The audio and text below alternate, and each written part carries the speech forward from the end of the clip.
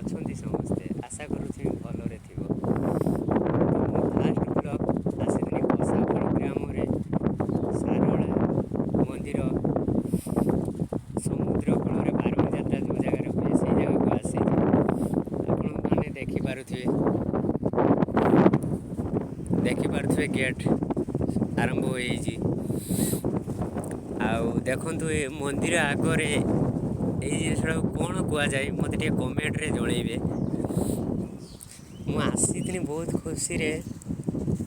First blog ମନ୍ଦିରରେ start କରିବି। ଠାକୁରଙ୍କର ଦର୍ଶନ ହେବ।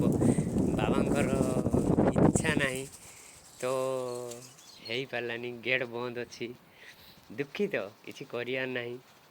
ତ ଫାଷ୍ଟ ବ୍ଲଗ୍ରେ ଆସିଥିଲି ମନ୍ଦିର ବୁଲିବା ପାଇଁ। ଦେଖିପାରୁଥିବେ ବନ୍ଦ ଅଛି ଗେଟ୍। ତ ମୁଁ ବହୁତ ଦୁଃଖରେ ଅଛି।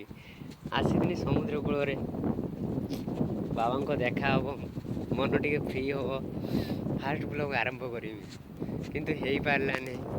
ଦେଖନ୍ତୁ ସମୁଦ୍ର କୂଳରେ ଦେଖିପାରୁଥିବେ କସାଫଳ ଗ୍ରାମରେ ସମୁଦ୍ର କୂଳରେ